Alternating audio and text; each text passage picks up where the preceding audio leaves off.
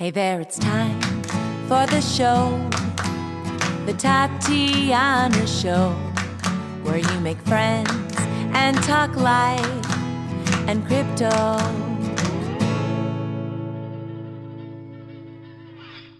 Accounting, tax, and bookkeeping stuff is the least fun thing in crypto.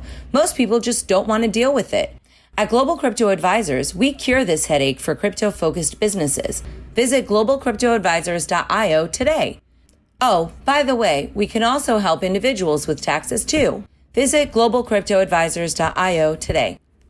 Hey, we're doing a live broadcast streaming from the Love Bus at Porcupine Freedom Festival on Saturday, January 27th, 2020, PorcFest 2020. And we come across an old friend, Tatiana Moroz, and we got her pictures going up there. She's live in the studio. I'll show you her with Hannah, our dog, here in just a little bit. We'll just yak it. But what we're going to do is just get caught up with each other, what Tatiana's been doing. I've known Tatiana for years. She's came into the Liberty movement. She was a Ron Paul supporter, and she had a lot of great songs that entertained a lot of people. We saw her a lot of various different festivals, and certainly here at PorcFest. And she really came to fame in the crypto world with a Bitcoin song that was really popular, and it still is. I'm sure it's being used a lot. And she's just here hanging. You sang at least once. I know. How many times have you gone? I was just singing a whole set last night. Okay. Well, I can't be at every one. Well, it was fun. We had a good time. I played for a little over an hour, and I think everybody had a good time. Yeah, no. You always do a great job. Thanks. And so she's here hanging. We just got done with the picture. They do on Saturday afternoon. They'll yell and scream, and if you make it, you make it. If you don't, you don't. I mean, whatever. And I probably missed a couple of years, but I've been here, 10, 12 years. So it's, I see the evolution and everything, and you've been here a while. So we just got done with the picture, and then we're just going to take an opportunity to get caught up. Might as well record it with you guys, and you can find out what Tatiana's doing, what her perspective is on the lockdown, the election, if anybody's worried about this election in this crowd. And then she's been, stuck. You've been locked down. How'd you get out? I escaped. I just jumped in my car and I ran away. And what state are you coming from? New Jersey. So New Jersey is like, it's a thing, man. New Jersey is really depressing right now. I want to move out, but I've lived there my whole life, and I have rent control, so it's hard to want to leave. But the state is really, really corrupt. I don't even understand that. How does that even work? What does that mean? Oh, it means that you pay very little for rent. Because they said? Yeah, I mean, it's some stupid government rule that for once benefits me. It doesn't benefit other people, but I happen to be the recipient of that. But yeah, fine. It's you got cheap rent. You got cheap rent. But I'm wondering how that program works. Who owns it? Is it like somebody owns the building, right? Yeah, so it's just a regular landlord, and they have buildings that some of them are rent controlled. I don't know if they get a subsidy from the government or what would make them classify themselves to be in that kind of Do they want to be, or would they rather just charge what the market bears? Can't imagine that they would want to have a very low income from a number of their tenants that's controlled. I have never really asked them, but I would want that. Right. And I'm just wondering, why would they even want to keep, I don't need, why? I mean, that's just fascism, Well, what's the incentive for having a business in the first place? Like, I was looking into, at some point when my Bitcoins go up, I'm going to want to buy something. But I don't know. It's just, it seems like the state takes so much out of it for you as a landlord. You've got to pay all these different taxes. And then if your tenant doesn't pay, it costs you thousands of dollars to get them out. You never get your money back. They trash the place. I understand. I don't see how it functions, though. I mean, it seems like unless there's they must get some benefit somewhere. They get to write something off, and they're a big corporation they own baby formula factories, and they bought some rent control because it's offset in the carbon footprint of the SJW permitted. I'm COVIDed up or something. I have no idea. There has to be some. It's just all this Atlas Shrugged stuff. It's pull. It's this government until it just falls apart. I watched Atlas Shrugged. I haven't seen it in years, the first one. And what do you mean the first one? Like, and then the movie? Right, but Atlas when Shrugged. was the first movie? Because they had this triple series that came out over the past few years. One of those. Okay. Yeah, it's the first one of that. Okay. And the other two, whatever. But I really like the first one. And I watched it again just a couple weeks ago or something. We're watching, and man, it's all playing out. It's the same attitude, the same kind of, Ayn kind of saw what's going on in the Soviet Union, said, you guys are infected. Let me tell you what's going to happen. In 93, 4, when I read that book, because you come libertarian, you got to read the book. And when I did, I go, I get it. It was about third half true when she wrote it in like the 50s. Then by the time I read it, and I remember all the stuff that happened with Carter and, and the oil embargoes, all this other stuff, I grew up in. And I go, wow, we're down to the last 80 pages. And now we're living the 80 pages. I'm going, it's a philosophical battle. And that's what I wanted to talk to you about. Seeing it, coming in that you did, what year was it that you kind of became aware of, this movement? I mean, I feel like I was watching weird Illuminati stuff in like 2005, but I would say I didn't get into not crypto, but libertarianism until 2011. So by that time, you're coming into the next Ron Paul campaign. You got to meet a lot of the people from before and after, so you didn't see like the difference between the two. But there was a lot of hope at that time, a lot of awareness, a lot of solutions, cryptos, a lot of opportunity, and people were really excited about. My goal was always the philosophy, keeping them, why we're doing this. Not that you can turn us in, give us another link in the chain to the crown and the blockchain of GoldmanSucks.gov coin. I mean, let's not do that, okay? That's when you came in and these decisions are being made and they're pushing one over the others. It's not the philosophy. I want to get from your impression, you monologue me now, it's your turn, is that you have all of this awareness back then. You rode that wave and then it kind of went somewhere and it might be resurrected, it might not, it might go towards the man, a little bit of, oh, yay, Facebook is crypto now, we're going to go over there, or are we doing something else? What's the difference that you saw when you come in, where it's evolved, and where do you think it's going? Well, I think it's like such a weird time right now because when I went through the Ron Paul movement, I learned that there was no actual real election, right? Because if all of these Republican people are changing all the rules to keep Ron Paul out, you have 400 delegates walking out, you don't get any press. Then you've got Hillary Clinton versus Trump, which was bananas. Bernie basically winning it the past 2 times and not fighting it at all. The whole thing is kind of an illusion, and yet I find myself kind of engaging in it and feeling very, I hate to say this, but pro-Trump, and it's such a surprise to me because I don't know, I just thought that we were all kind of past that, and I would never find myself advocating for more government control. But when you see these riots in the street and these sort of almost misdirected crowds, like I'm down with the protest, I'm down with, disbanding the police state and ending the drug war, but you're not hearing people talk about that part. So it's weird. Even all my Ron Paul friends, we find ourselves kind of feeling a little bit like statists now because, I'll take the Constitution over this lawlessness, right? And it's very weird to find myself feeling that way and actually thinking that maybe voting means at all anything. I don't know. It's a very, very confusing time.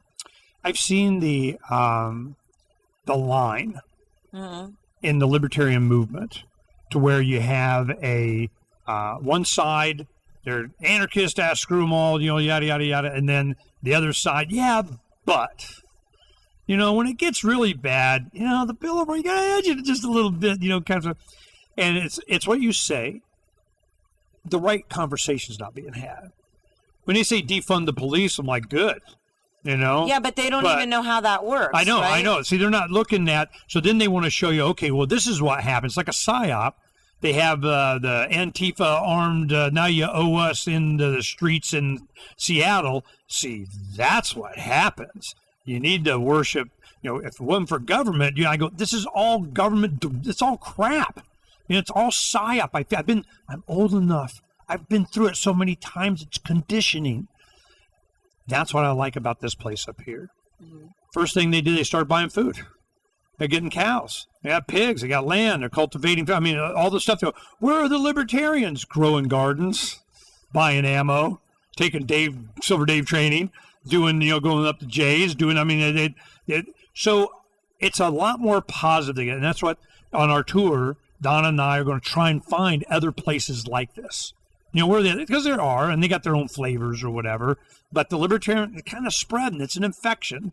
So I want to help inspire that again. Because we've been doing this 30 years. It's like, it's timing. How'd you know, Ernie? Because I know you got to wait 7.6 to 12.2 years. It's 2, 3, 4 presidential election cycles. It takes about 3 presidential election cycles. It's like Goldwater, Reagan, Perot, Paul, Trump. I mean, it's kind of a cycle that goes through, but it's still conditioning. So my thing is that I still want to make sure the message is not lost to fear. It's the fear. It's like V for Vendetta. You want to know what's playing? What's going on right now? It's a script out of V for Vendetta. Pandemic, they made a bunch of money and we got control. I mean, it's just simple as that. But there's something nefarious going on. There's something behind. There's something organized. There's something. Yeah, I feel like that. I feel like literally every tinfoil hat person has been vindicated. Because, I don't know, I mean, it feels so contrived between the, Event 201, they have the ID 2020 leading up to that. They had all the CEOs quitting in December, January, and February. You've got the Wuhan virus, which they traced back to Harvard. They traced back to Fauci. They traced back Bill Gates' relationship with Epstein to Harvard and that Wuhan lab. I mean, the whole thing just stinks to high heaven. And now we've got this big election year coming up. How can you not support Trump? I hate to say that because I don't even care about presidents. But, I mean, in the face of such raging commie bonanza craziness, like, I don't even know what to say. And I almost feel like those people that were clamoring for Hitler.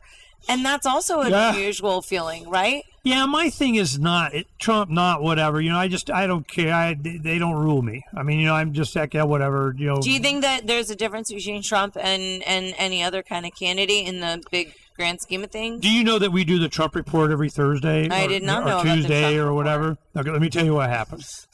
Dr. Frank Tamburri is a good friend of mine. I was a big Republican Ron Paul supporter during certainly the 12 campaign, and hell, I think he voted for him in '88 or something. I mean, so he's one of those guys. He's about 48 years old.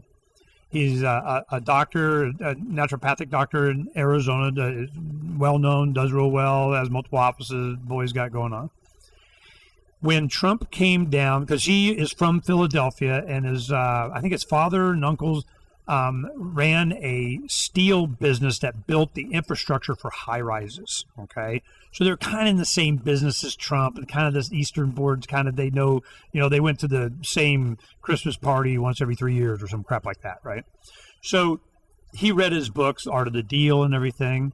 And so he kind of understood how he thought. He could see what was coming on. It's this culture thing, because he's also a big, like, Comic-Con or comic book fan and movies. Who is? This Frank Tamburri Oh, okay, not Trump. Okay. Yeah, no. So he could see all the cultural attacks in the comics that made it to the movies, that SJW, the blah, blah. He said, what the hell are they doing? So then with the Ron Paul thing and so on, so when Trump came down the escalator with Melania and that started the campaign, he emails me and he goes, now, don't be a hater, but I want to do the Trump report every week. Come on, we've been doing it for 4.5 years. Every week, the Trump report. We've done 2 while I've been up here. So what's the review? Thumbs up? Oh, no, down? he's big giant. Oh, he's big giant pro-Trump, man. He's got it. He got his dollar bet we got him tickets to the inauguration. He was there holding it up with him taking the oath. Boom, I win. I get this dollar. Frames it. He got his daughter has the same birthday as Trump. She just had it. She's like a 4-year-old daughter or whatever. She had the same birthday as Trump when he just got in the office. He's got cutouts of Trump, Trump mugs, Trump comb, Trump Christmas decorations. I mean, wow. He's trumped up. All right. Okay. So when we come in, we got a Trump doll that we just pushed a button. He says something on the air. I mean, that's a Trump report. But it really has evolved into a lot more of this cultural stuff that's going on. And my giving, it's kind of Thanksgiving, and it's like, oh, would you rather have Hillary or Trump? And my thing is I'm going, you would think that, I said it with President Clinton, Bill Clinton, back when I was an activist in the 90s. I go, can we hurry up and get to a police state so we can leave? That here it comes. And this was what Ron Paul, one of his things is that I don't think you want to, try that. That's not good. It doesn't work out well. And I'm thinking it's kind of inevitable. So we were ready. You get, ready. You buy precious metals, you do some crypto, you get some food. My kids are like, well, Dad has all the toilet paper. That kind of thing. So we're good. But I'm thankful that it hasn't been worse. Because I was afraid it was going to that's what Freedom's Phoenix was all about. But maybe it could get worse. I think it might get worse. It doesn't seem like it's shuffled out. Oh, yet. No. It's going to get worse. But I thought it might even be worse now. It would have been a lot worse had there not been the Levolution. Had there not been aware, informed, we got some people you can count on credibility, you can find, you can still post, you get around and over and under and community and actually know somebody, That network is going to be invaluable. And that's what we're trying to kind of link up more, as we're doing this thing. And so with Trump there, I could not imagine anyone that could hold up to what they put him through during this time. Who else would be able to survive that? You have to admire him for that. No, just that. And what a hard campaigner he was. That boy, he was everywhere all the time. He was energized. You don't see him lounging around. He doesn't seem lazy to me at all. No. He's not I don't know. I hate to say it, but I don't think he's our worst president. He might be my favorite. Because he's so, he's disruptive to people's mindsets, right? So some people freak out and they're like, oh, he's racist, blah, blah. But a lot of other people never thought of the concept of fake news. They never thought of the concept of the deep state. So even if he's somewhat in bed with them, he's openly been saying anti-war messages, even though he doesn't always live up to that, right? He's inserting the idea of certain things into the public that I do think is reminiscent of Ron Paul, but kind of changing it around a little bit. It's like manning up the Ron Paul message.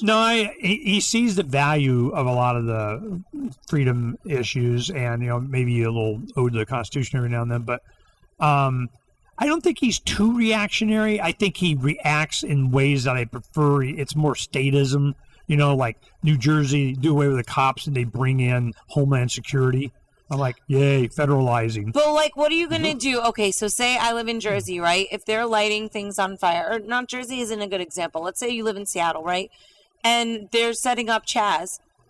And with the support of the city council. Right, but that doesn't seem good for the other people living in that area. Nope. So what do? That's why I find myself weirdly advocating for the National Guard, because these people are freaking nuts. I don't know. I'm sorry to say this. I'm a little embarrassed. So here's where I asked a question. Okay. How many guns do you have?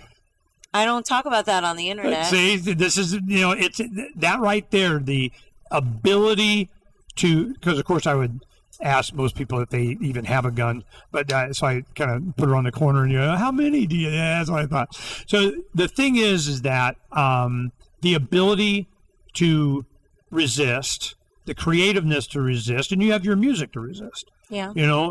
That right there makes you less afraid because you can have a voice. A lot of people that don't have a voice, they don't have pull, they don't know the mayor, they're not going to, nothing. That's, when they're much more likely to want somebody to come save them because they can't save themselves. They don't have a network, they don't have friends, they don't have options, they don't have, I understand that. So the thing is about teaching people to, I need it. So now liberals in Arizona, they run up to get a gun and they go, oh, you got a 3-day waiting period if you got it. So what? And they go, come in. I had one story, a friend, he has a hot dog stand. They had big long lines out the gun show. So what they did is they said, we need somebody to feed these guys.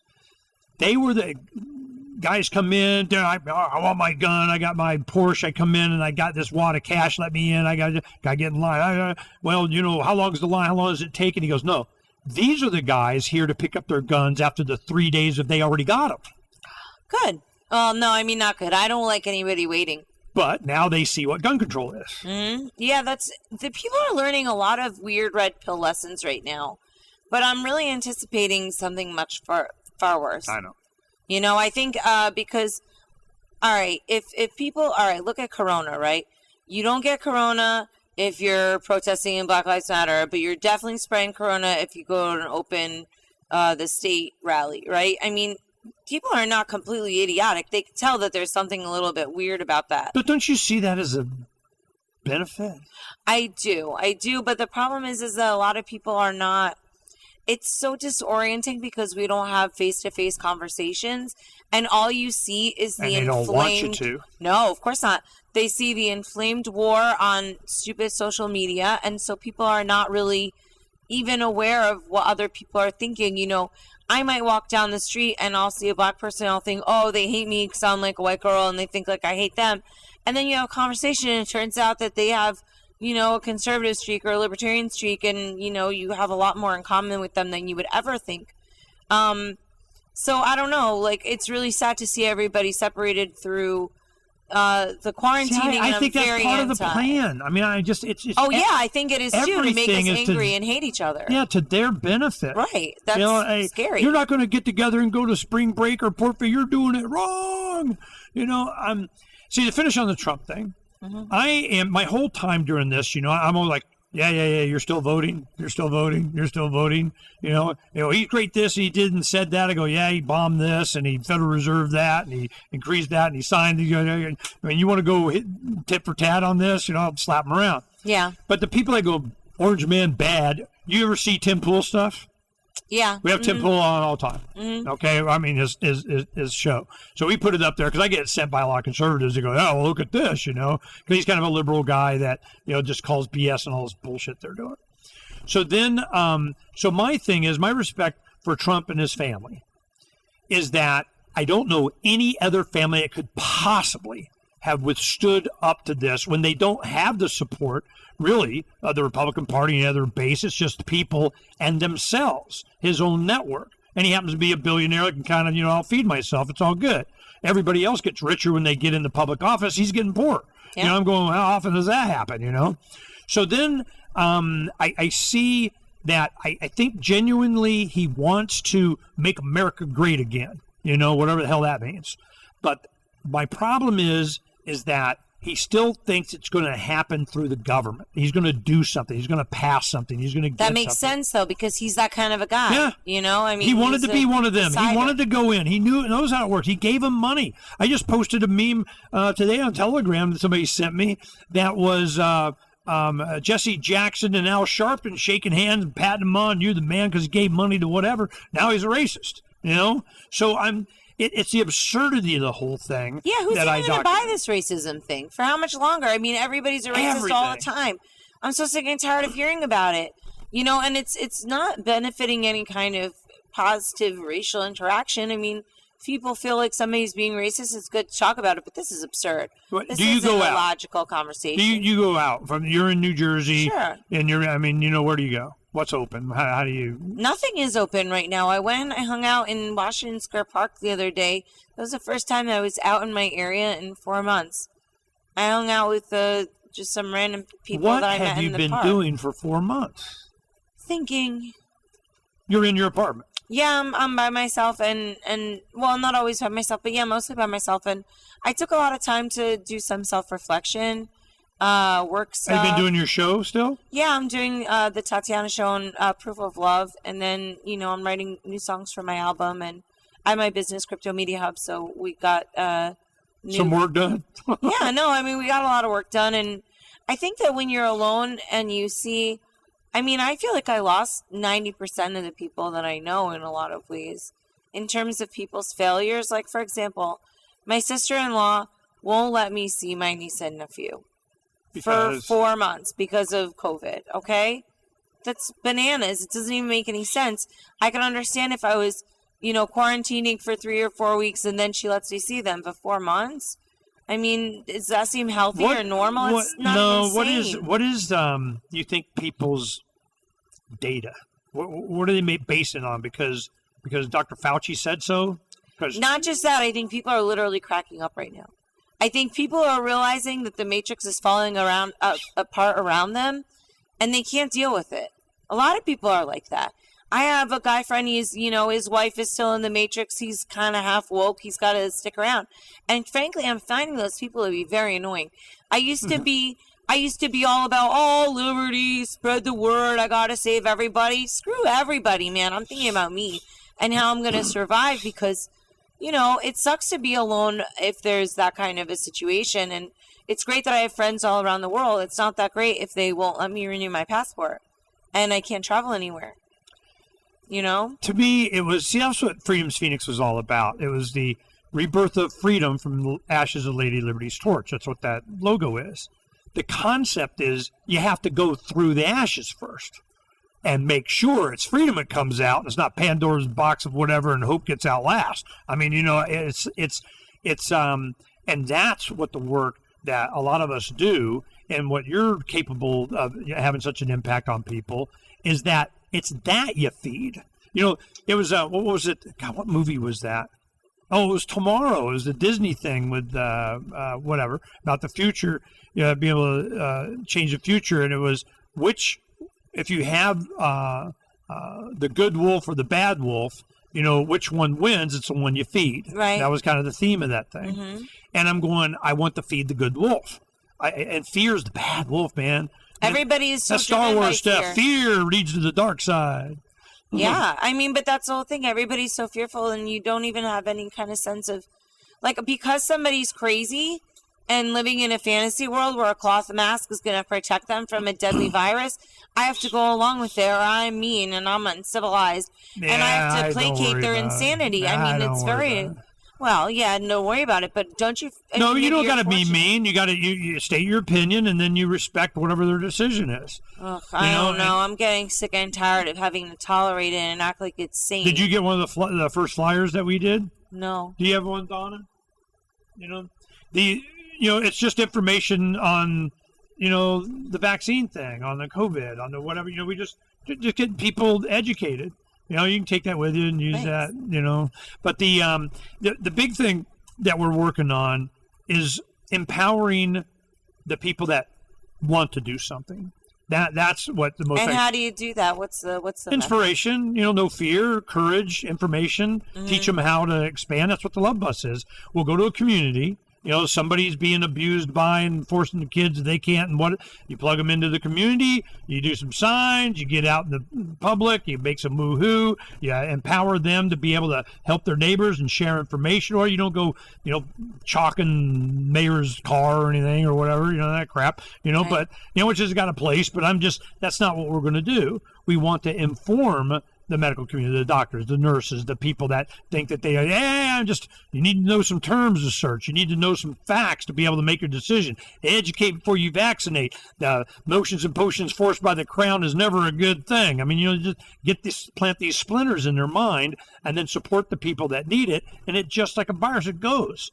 That's what the Levolution was all about. It's how we did it. Right. Do you think that we can infiltrate an organization like BLM? Because I think that a lot of that organization is just some... Okay, so you've got some well-meaning people, right? They're gonna fall. But then you've got some other kind of. And there'll be another one behind them. Right. Well, even the money that goes to BLM, it goes into Democratic candidates and stuff like that.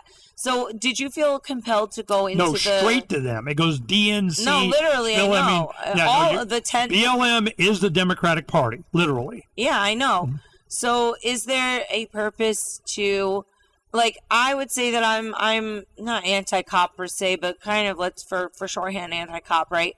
So I would maybe think of going to one of those rallies, but I don't think that it would have any kind of impact. Have you or any people in the libertarian movement really been trying to have a voice in those kinds of environments? During Occupy, it was big. Mm-hmm. They really took advantage of the opportunity, and a lot of libertarian activists and Levolution guys and anarchists and voluntarists, leave me aloneists, whatever, use that as an opportunity to educate. And they got, a lot of DVDs and stuff and everything. Well, now they count on social media. Mm-hmm. They've abandoned the old school stuff of... Right, but social media sucks. It's not even effective. That's all. No, that's my point. What do you think I've been saying all these years? I know. I'm with you. So this is That's why we did a few years ago, we started creating the interplanetary file sharing to where you have permanent archives. So when the Plandemic movie came out, it's seen over 1 billion times already. Billion. We seeded on IPFS where it could never go away, and that's what was seeding all these other whack-a-mole places. They were trying to get rid of it. So now the movie makers are going, yeah, we want to make sure you do that again. The next segment. And then the movie comes out in a couple of months, and, we're going to make sure that because that technology exists. So when I go and do the influencers, you have a lot of the YouTube guys, and we go into big Zoom and so on. I'm up there going, hey, we already did Corbett. We saved a bunch of stuff. PiratesWithoutBorders.com and Freedom's Phoenix is all IP. It's all permanent. We're done. You guys should do that. I think you guys should do that. So you got like Josh over here at Wham. What's he doing? His whole existence, he doesn't even have a web page. Like, at least Luke has a web page. They don't have a web page. Their whole site is YouTube or Facebook or something. I'm like, are you guys stupid? Terrible. Yeah. I'll say that word. That's just stupid. You need to back up with something. Well, it makes sense why people, because it's convenient grew there, but yeah, you've got to make the adjustment. It's convenient. It's easy. So James and us, we all, have our own MP4s, MP3 back up on the site. So that's what I was talking to Tom Woods. He's here speaking this year. So he recognized me, what's up? And this is his first time here. Now, Bob Murphy comes all the time, so we're always hanging. And so Tom, we got the yak. And I did my 30-second IPFS. I mean, you just don't make sure it's going to go away, because I'm telling, when that happens, you guys are gone, man. You're the biggest threat to all this stuff. Your music. I mean, some of your songs, I'm sure you have some of your song problems.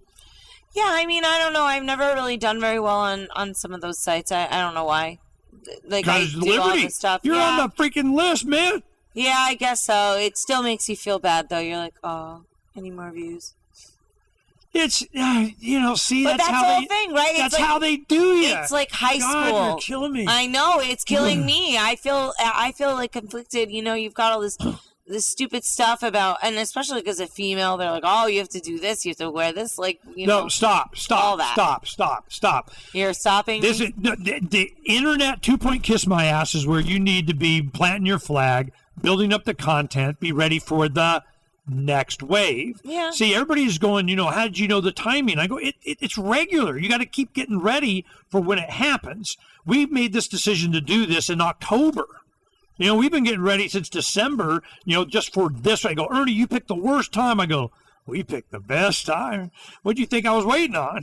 Then it'll be the next one and the next one. There's always the next one. We've been doing this 30 years. And for people like you to be able to seed this next wave of awareness, they have to be able to, access it. And it's there. You need pirate communication. You need uncensorable data. Then you need to be able to search that data. That's coming. Then you need to be able to access this. Well, the ISPs will shut you down. Ones and zeros can't go to your house. You don't have your TV permit. Well, here comes Starlink.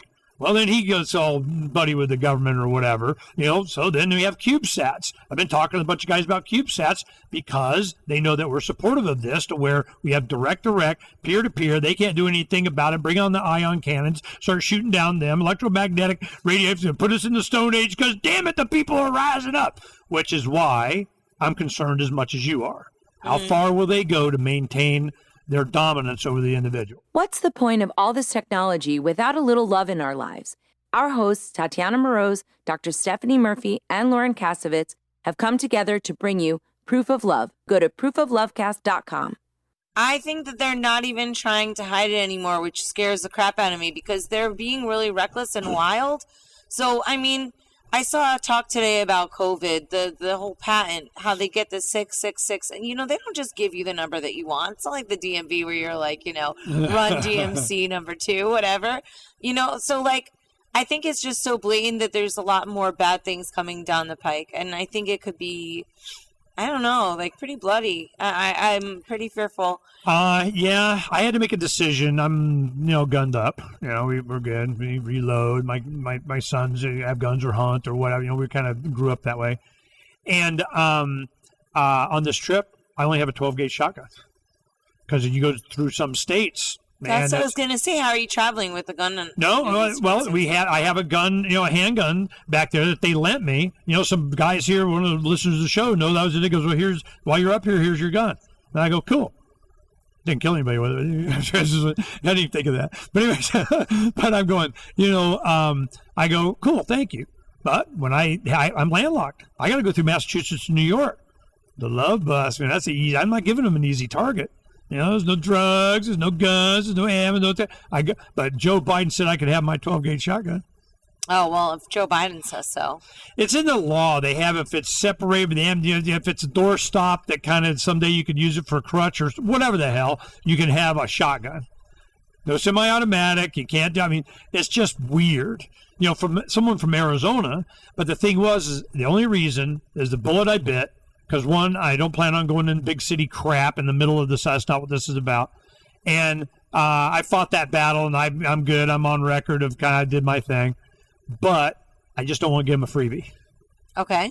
Because fair. They did cop block. Those guys got nailed all kinds of everything they could freaking imagine. Planted this, get that, do one bullet of, kind of whatever, just to hassle them. Right.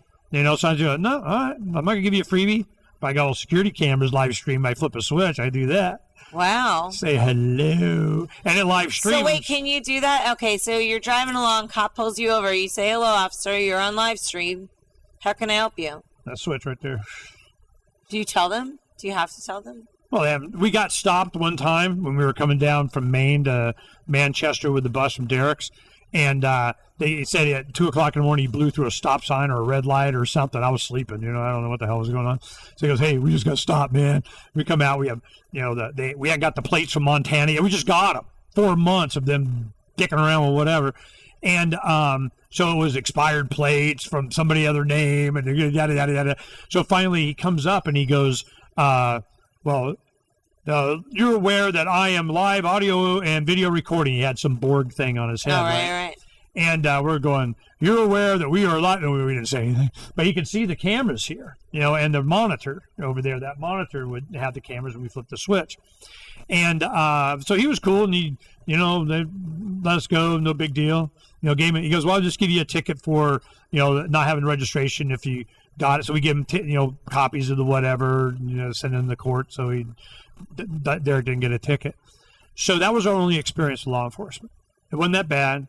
Another time they stopped, I pulled over because it was getting hot going up a hill or something, and the officer helped me get back on. And I'm a middle-aged white guy, so no muss, no fuss. But this is New York. I didn't want to get stopped in New York. And then, but other than that, we haven't had a problem. But if we do, you want to be able to document it. Right. Do you have cameras in your car or anything? No. You just plug in your microphone in your iPhone, say hello? I don't really tape anything in my car, nor do I get arrested or pulled over because I drive in a safe fashion. I drive like 6 miles an hour over the speed limit. That's all I ever do.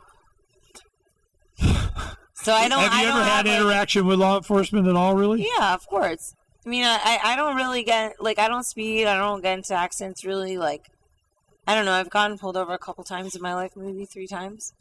I'm 59. I've been pulled. I can't keep track of how many times. It always becomes a thing. That's fine because you're speeding. It's always because something. I don't know. It hasn't been for like a decade. I guess I just don't drive that much. I don't commute anymore. I'm gonna be in this thing though. But so what do you think? You're concerned this fear is going to turn into what? I seen the line in the libertarians or some, you're killing my grandmother if you're not wearing the mask of libertarian fellow whatever. You're responsible and liability of and you're person for my space. People are such a bunch of crybaby idiots, man. You can't freaking blame everybody for a cold that's being passed around. I mean, the virus, it's not like somebody's trying to give you a virus. It's such a weird way of pitting everybody against each other. It's kind of like an advanced version of Nazi Germany as well. The way that your neighbors are watching you. Yeah, no. This is... and then, you're dirty because you've got the disease. Playbook out. Yeah, they really do. And then I personally have been extremely offended by the vandalism and also the tearing down of the statues, just because that's like an old commie tactic, right? You erase history and that's how you get control. And then everybody's just, going along with it because some people are yelling and they're mad. And I just feel like it's like giving a toddler that's screaming exactly what they want. You don't indulge them. If people want to vote and not have a statue up, okay, maybe they can do that. No. The city councils and stuff now, this has been a plan for a long time. It's like they're incentivizing it because they are them. They're the elected version of it. They're watch how we make some money now, and it just goes straight from the tax people right into these. Seattle, God, it was something ridiculous. $20 to $40 million they gave these organizations and their causes and stuff to get them to dismantle Seattle. That's what's going on. Right. Yeah, I mean, I think that is what's happening, and that's what makes it so sucky. No, it's news. It's not a secret. Right, but it's just lame because I want not like this kind of a revolution. This one sucks. This is not the revolution I signed up for. They all suck. So it doesn't matter. Whenever you got some guy with a gun going to, defend the statues of the marble in Washington, D.C., and now we're in charge with guns that we took over with. Yay. It never works out well. It's just a general public opinion. That's where you come in. That's the power that you have. That's the biggest power that you have. But do we have the emotion. Power? Right. But if no one hears it, then what is the point of it? Do you know what I'm saying? Which is why I focus on making sure that information is always available. Right. Billion hits. Billion. And they try to shut that thing down like you're not allowed to no, it won't be that. Billion. And that's the first installment. There are so many wins, Tatiana, as I sit out here, because my mind was totally different. I knew this was coming. That was the whole mindset. It was never not come. Then what? Hold on, sorry, I'm readjusting myself, and I'm hoping the dog will come back. Well, just call her. Come here, Hannah. Come on, Hannah. She's so sweet. I know I don't get a doggy. What do you got for me? Hannah, come on. All right. Yeah, she'll probably find her way up there. She's so cute and sweet. Come to me, doggy. Okay, now we're back. Wait, look at everybody. Look how cute she is. Okay, yeah, she really appreciated that cuddle. Anyway, she's always on everybody else's lap. I've seen this is what happened. When it started happening, Arizona kind of ignored it for as long as we could ignore it. Right? I mean, like the day or two after I left, man, they just went stupid. I'm like, yeah, you lucky. Oh, the virus. Okay. Yeah, I know on how they were treating it and mandating and shutting down all that kind of crap. I'm like, seriously? You wait till I leave, kind of thing. But we've been busy since January working on the bus. We go to Harbor Freight, Lowe's, Home Depot, some big truck, auto part, whatever the hell, and maybe Walmart, and it doesn't even affect us. We're just working all the time. Didn't even. Right. But I do the news. I can see what was building up. When we do the show and so on. But I didn't really experience it as much as. I had a couple little stories to wait in line or something like that. But it hasn't really been that bad. But now it's like it's amping up again, and even Arizona went stupid. And I'm going, I've seen this before. It was H1N1 in 09-10. Same thing. That's why I had so much supplies. And Donna goes, I don't think we need anything. And I go, that was the point. We had 6.5 gallons of hand sanitizer, hundreds of rolls of toilet paper, food, 11 barrels full of food. Our kids, we came out when we left, we dispersed everything to our 4 kids, and they went, oh, here's where everything was. So we got enough stuff, that we were going to be okay on the road. But it was, I didn't even know I had that stuff, because every time they pissed me off, I bought another 50-pound bag of rice or something, and then we got a solar oven and a little bit of this, a little bit of that. And then when the COVID thing, we did get an oxygen generator because I knew oxygen was going to be a thing. Oxygen sensors, to kind of do, because I didn't want to go to the hospital. I'll just do it myself. We're good. Then we got chaga mushrooms and a bunch of other immune stuff, and we've been supplementing there. So colloidal silver and some zinc. Zinc's always been very effective. I'm an old guy. I know all this stuff, what works. So I experiment on myself for decades. Have you done that? So then it wasn't like we ignored it. Okay. But once you do everything you can, then worry means you need to do something. I did it. We're done. So then we went about our lives. Our kids did pretty much the same thing. We didn't worry about it. So it's because we can see that it was attacking people that had health problems anyway. They got enough of their Cheerio GMO or something, with glyphosate. So remove the fear from your life as much as possible. And it sounds to me like you've been 4 months of amping some freaking fear. No, I wouldn't say that that's true. I think it's a half and half. I think that there's been a lot of really serious strength building and awesome internal work, right? There you go. but it's also, an awareness of what's going on around you. So I feel more prepared for the battle than ever before. How do you think the battle is going to... I think that the battle is definitely amping up. Like, this is how's the battle going to, manifest itself? Mostly election, guns, violence, people camping in the woods? I mean, what do you think? I don't know. I don't know how it's going to go. I'm hoping I'm going to be insulated because I work in crypto and I'm used to working from home. That would be fine. But I don't know. Is your neighborhood safe? Somewhat. I mean, if I have to leave, I have to leave. And, I have places that I can go. But it's somewhat urban.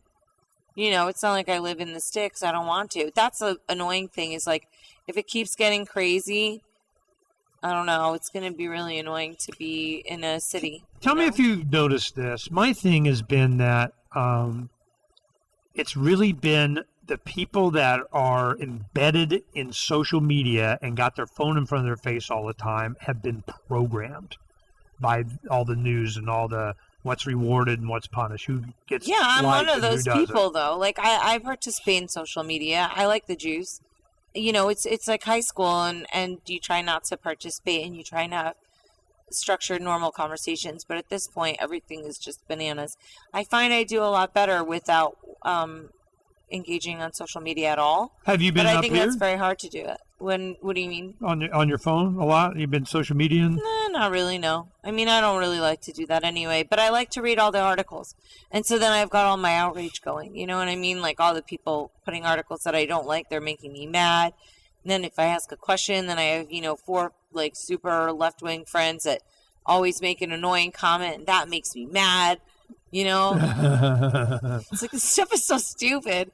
But it makes you mad in what way? How do you respond? What's your... Well, lately I'm being really kind of aggressive. Like, I kind of hate everybody. I'm not as nice as I used to be because I just find it to be so... Send them information? I mean, would they even look? No, that's the whole thing. People don't want information. Everybody wants someone to argue with me, and they don't have any sources for their position. I'm happy to say, okay, this is where I learned it from. This is where I got my information. Here's an article. Here's a source. But people don't even want that. They don't want to know about your source. There's no intellectual engagement. It's not an honest exchange of ideas. That's Why? What I'm finding it. What do you think? Is it programming? Is it television? Is it positive, negative reinforcement of the psyop of whatever? All of those things. Well, I mean, could it be nutrition in the water, vaccines? All of those things. Listen, I'm telling you, all my tinfoil hats are lined up in a row. All of them. We got the fluoride people, the flat earth people, they're not getting any credit yet. But, at this rate, shit, maybe it is a flat earth. Like, that doesn't surprise me anymore. Yeah. That's what I'm saying. Like, this whole thing has just become very, very disorienting, for everybody. And that's why I feel like I don't want to participate in other people's realities that I know are not real. And so I get really angry that they're trying to make me live in them. My thing, that's one thing behind one of the sponsors of the tour is, did you do your due diligence.com? I mean, it doesn't roll right off their tongue, but, instead of Love Bus Liberty Tour. But their whole thing was, we did a DVD, I did not tell you this. We did probably 30,000 DVDs and, God, how many we do? It was a lot. It was a bunch. It was enough that went to every legislator in the nation, okay, or a bunch of states that we did. I don't know how many. We made them and they distributed them. So the plan was they wanted to create a DVD that was by doctors, nurses, scientists, people that were like, this is, I'm not anti-vaccine. It's just, this is the problem. This is what, it was kind of skeptic. They just want to introduce, it's okay to ask questions. Right. And a lot of these are prominent people, that were, from their own mouths, bad guys saying. So it was a compilation, I think, 3 or 4 videos, 5, something like that we put together. And then Don and I duplicated a bunch of them. We had volunteers put them together. We shipped them, and then it went to legislators. And we did ours in Arizona, go down to the mailroom. They want to know who, so we put a little mailing label on it. This is who did it and where it came from. Yep, hello. And you put it in their boxes, and they get, and whatever happens, happens. Well, that mindset, they want to have it to where the politicians, the medical health professionals, have a safe space to go. They can get more information. I just did some due diligence. It's not anti-vaxxers. It's not everybody get all freaked out about conspiracy or whatever, but raw data and good information that they can start to get a splinter implanted in their cortex. Right. And then you find the good and the bad guys. Because some of these guys are just sociopathic scumbags that wanted a lab coat to begin with. There are any good guys in government. I mean, well, they're talking about the healthcare professional. Oh, okay. You know, but some politicians, I haven't met one yet either. But but there's always the exception that proves the rule. Kind of a Ron Paul thing. But that's kind of where we're going from. Not to be belligerent. Not to just gotchas, not to piss them off, not to, to just hopefully 3-4 years later, they feel comfortable coming in and apologizing and saying, you were right. I'm sorry. I'm whatever. And the ones that don't, they're scumbags anyway, and I don't give a crap. Right. So I've done that. That has been my technique for 30 years. Well, probably the first 10, I was a little bit of a butthead. But, it's been like, look, man, of course you're going to come around to the knowledge. But if you get them in their foxholes and they dig deeper and they put up sandbags, they'll never come out. Mm-hmm. They get defensive. So I try not to get them in a foxhole. Right. Well, the thing that's also frustrating when you're trying to have these kinds of discussions is like you have an institution like Harvard, which is clearly compromised by, China, Epstein, Bill Gates. Like there's a whole bunch of, dirty bodies hanging over there. Right. But people all think, oh, Harvard, they're so smart. Oh, Johns Hopkins, they're so special. Until they don't. Right. And that's the thing. Like the WHO was pretty respected until recently. Now the WHO is kind of a joke. Well, I mean, hopefully the same thing will follow suit with the UN. Yeah, see, that was one thing. Nobody makes the emphasis that the WHO is the UN. Right. It's like they don't even know that. They keep that side. Whoa, that's United Nations crap, man. Mm-hmm. What the hell? Yeah. Since when did they rule me and my kids? Well, apparently for a while I was watching about the Agenda 2030 or whatever. There was the other Agenda 21, right? Mm-hmm. That was going on for a while. Now they've got a new one. So, yeah, I mean, I don't know. I feel like we're headed towards some kind of a... Well, what's the solution? Weird commie thing. I mean, it has to be a cultural revolution, right? That's why I've always done my music the way that I do. But I do think that it's a little disheartening to see the distribution of information so controlled in a way where it just feels like any kind of activism. Let's say I try and connect with other musicians. And I try and have a conversation with them about certain things that I've learned about. They don't want to hear it, right? So all the artists have basically been brainwashed and are in the matrix. So it is disappointing because you want other artists to be kind of helping you with the awakening, that was one thing. A lot of the artists have been, in the liberty movement. They overlap a lot. You guys are friends and so on and everything. But everybody's got... See, it waxes and wanes. This is what a lot of people, I always say, it's going to build. I go, no, it goes in waves. But they'd be back and their kids, their grandkids. It's a cultural thing. Mm-hmm. Everybody used to scream about, where are the women? There's way more women now than there used to be in the movement. Mm-hmm. It's just a lot because there's a lot more families. Right. And there is a critical mass. And Tom Woods and I were talking about this. It's that's what his presentation was on. I mean, it's just be excellent to each other and support and kind of mold. I just want to outlast these guys. Mm-hmm. That's all it really takes. I win. I'm alive. But you got to be prepared for they'll exterminate you if that's what they have to do. They can't get you on board or you don't get them out, rooted out. Here they come. They never go away. So you have to beat them back. But they're always there. It's a force. It's a philosophy. It's a sociopathic, tendency of these people. There's no empathy. They don't care. They win. It's a dollar. It's control. It's you're too stupid to rule yourself, so I have to. And they don't realize that them trying to rule us is what's screwing up everything. Right. So I understand the battle, Tatiana. It's just decentralization of everything and the power of the individual. And the only purpose of government is defense of individual rights, or why are they there? It's your right, your duty, alter, abolish. I mean, that's a declaration thing. So I'm just going, that attitude, that's the solution. What else is it? A gun?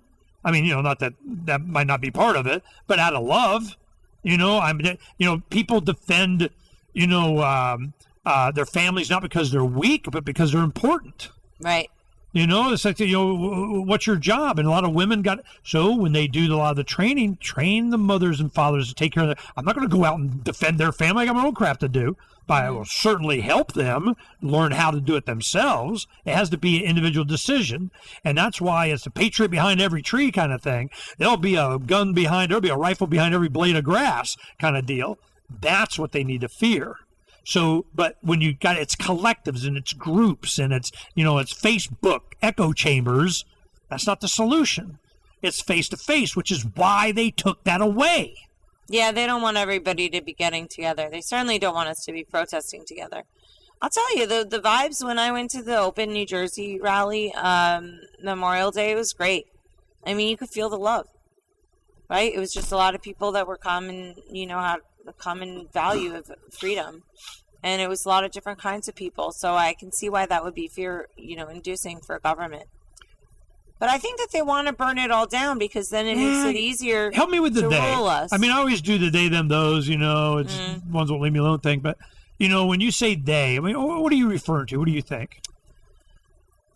Well, right now it seems like it's the Democrats, right? But I think it's really the statists in general, right? And it's a little bit like wrestling, right? Oh, Macho Man Randy Savage, he hates Hulk Hogan, and they are gonna fight it out. No, they're not. They're both going to get paid at the end of the day. So, I don't know. Like, I don't really believe in this superficial idea that we have, elections and stuff, and those are really happening 100% either. Like, I'm very confused by what's going on right now. It feels very controlled. I ran for Secretary of State in '94, warning this was coming. I ran for Secretary of State in 2006 after it happened in '04 in Arizona, going, I told you so. And it's been all on the election fraud. And I'm going, it's obvious what they're doing. And we proved it 5 ways from Sun Don't Care. People have got blinders on that. It's just like an environmentalist screaming about how many, whales we got to save. And they don't even mention chemtrails. It's all BS when no environmentalist to go, what's that? No, we don't talk about that, So I just go, well, that's to protect us from the evil sun and from, No, you conspiracy. I know. I'm sorry. I didn't mean to conspire. So I'm glad we had this chance to talk. I wanted to, just see where your head was. And it seems, God, is it pessimism? I mean, are you scared? Are you what do you think we got to go through? What do you need to see to make you feel better? I'm a neutral, right? Like, I feel like I've been through so much crap that I'm just happy to be alive. And even if it's a really bad experience, as scary as that can be, and I don't read tortured to death or something, I think that you can learn a lot from really bad and intense experiences, and very positive things can be an outcome, right? And so I'm trying to go into it without an attachment to it being one way or the other emotionally. Does that make sense? I mean, you don't got to be right, Well, no, I am right, obviously. But I'm just saying, I'm trying to go with the flow, because if things get crazy and if things get bad, I got to be flexible, and just... Well, no, what I mean about being right is being agreed with. They're going to, you're going to win because you might not get what you want, Right. But I don't know. I'm always optimistic. I'm optimistic too. This is my concern though. Mm-hmm. And Corbin and I talked about this a lot, and because he's on the eugenic thing, and my deal has been that they're all eugenicists. Yeah, no, they want to make whatever they want. They want you to have a tendency to do what they tell you, and they want to have the superiority to be able to tell you. I mean, whatever, Sure. But pretty simple for me. But my concern is that they were never ever going to be able to crush humanity as humans, as a human spirit, as the way we developed in our society, and the way we're just wired to strive and explore and be and better, and next generation, and our immortality to our kids, that kind of thing. And so I'm going, they have to change us. Well, they do it with trillions of dollars and generations of government schools and the propaganda, the war, destroying of the family. I mean, that to me has been a really shocking thing. I think that's probably the worst thing that's happened. Yeah, it's I mean, I don't know. People don't value that as much anymore. And I Well, don't I'm think worried it's that very good for houses to not have a mom and a dad. Right. I mean, I grew up, my parents divorced. It was horrible. I mean, statistically, it shows that it's such a detriment to children. So, I don't know. Like, people are Well, always you trying know, to look there's a lot of factors that go into that. It's, nuclear family. You do both have to work, taxes, finances. I mean, television, kids, public school, right? Friends' influence, cultural influence, musical influences. Well, see, all these kind of tactics and changes have been effective, like you're saying. But humanity always comes out of it, and it goes in cycles unless they actually genetically, some kind of chemically alter humanity. And if they do that, and they can do it on a permanent level, if they, then we're done. We won't be us anymore. Have we already changed to a certain point, though? Because Of course now, we have. look at all these people, right? You've got the new normal. Like, I want to blow people's brains out that say But the it's new taken normal. them an enormous amount of expense and effort and shiny badges and guns to do it. Yeah. It wasn't natural. And I'm hoping that nature and natural finds a way to repel these guys. So what do? They go, we naturally did a virus. Naturally, kind of. Well, I mean, love does conquer all. I have a firm belief in the power of love, but they're ruining love. I mean, I have this relationship love show, right? And I'm out there dating, and it's a jungle out there. It's not. Have you been dating in the 4 months? Not really. I mean, who am I going to date? I'm so sick of dating. Every single time I feel like I date somebody, I just end up getting, like, my heart dragged through the mud. So I'm like, oh, I've had enough of this. At least I'm focused. But, I mean, I would go on a date if there were good applicants. I'll give you an example. I'll hook you up. All right. Trust me. I will me? take your advice, but I'll give you an example. My friend, she was dating a guy, right? They've been, hooking up for 3 years, but now they're getting serious. All during the COVID, he wouldn't go to see her for 4 effing months. Next. I mean, I wanted to, when I would hear this story, I wanted to kill myself. I'm like, this is what men are reduced to. These pussies, they can't even, go and see a woman because they're afraid of a virus for 4 months. Well, the guy in the United Kingdom said you couldn't, did. I know! Well, he did. He must love really her. funny. Somebody else's open marriage wife. Oh, my gosh. That was really, These guys are so classy. hypocritical, man. Yes. It's just amazing. But that's what I'm saying. Like, if guys are going to be afraid to meet up with a girl because they're afraid of a virus, I mean, I'm better off by myself. What's he going to do? If there's an invader, he's going to hide behind my skirt? I mean, what the hell good is that kind of a guy for me? Point. You know what Tatiana is looking for? A guy that will come visit her, okay? You got to be a man enough to come visit her. Wait, why is the visiting? I'm thinking, he should be able to, kill other people that are trying to kill me. That would be, a good quality. Not in a psycho, excessive way, but in a very basic level. I feel a little bit, alone. Okay, have you seen Braveheart? Yeah. Okay, it's been a while, but okay. Where they killed his wife, and then he went all Braveheart on him, right? Right. That's what Donna expects from me. She's better go get some, but of course, right? But I'll make sure I rationally do the most possible freaking damage to them that I can, which may not necessarily be violence. Okay. They get theirs.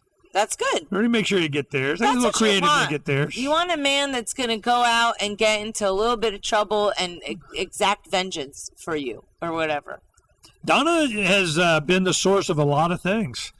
She's, in 2000, after I got so enthused by this. She's busy. What happened was she gave me 10 years. Mm-hmm. Let's go. I said, man, this is getting. This is like in the late 80s, and I go, wow. Stuff that you find out, and I'm going, oh my God, these guys. I go, I don't know what to do, but I don't want to join any clubs. Any of these people have me as a member. I won't want to be a member of it anyway, And it wasn't until I met my first libertarians, and they go, well, of course, dummy. You didn't know it was because they're bad, dummy, So I asked all these questions. That's where freedom's the answer. What's the question? Because I asked all the questions. What about this? What about that? And I go, oh, I get it. Freedom's the answer. What's the question? That's where that came from, So I go, all right. So Donna gave me 10 years. It's 2000. We had a restaurant and everything. I go, We can just focus on this and let the world go to whatever. Our kids are like in junior high school now. We can just focus on family. Go, and I go, that's up to you. She goes, no, you can keep going. No. Because by that time, somebody had pissed her off and whatever the hell it was, and I go get some, and she's like, yeah, okay, I like that. You keep doing that.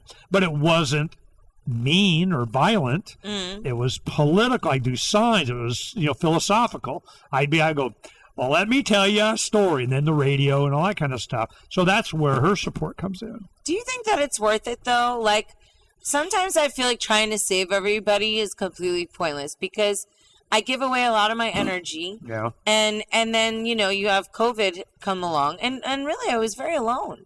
So do you think that it's worth all that work? Because there's a lot of ingrates, right? There's a lot of idiots out there, people that, you try and help them and they don't even look at Galt Sculch, perfect example. Yeah. I tried to tell everybody, nobody listened to me. What did I get, a cookie? When everybody found out that it was a scam? No, I got absolutely nothing out of it except for aggravation and loss of income.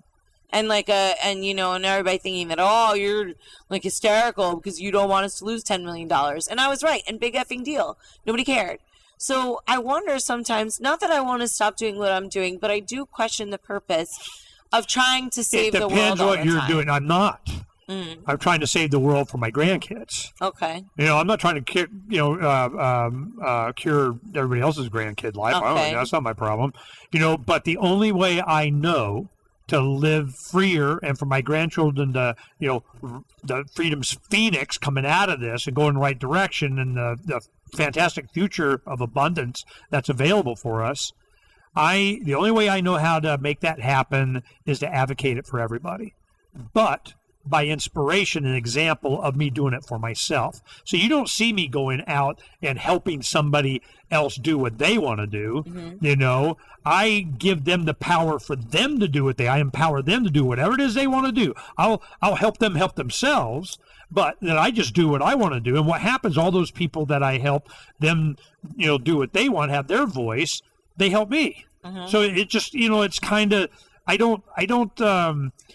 I'm not taking responsibility for their family. It's like they were doing the gun church thing, and one of the organizers is, we need to go. They're doing it around the country and being inspired by these guys are, arming themselves, go around the city park and have these families get to go and use it. Nah, we're not going to let you stop them from going in the park. And then you got a confrontation with the blah, blah, blah, and you're defending somebody else's kids. No, you teach mom and dad, about firearm, the law, and what they can, and rights and philosophy and what they should, and, help them empower themselves, take care of their own damn kids.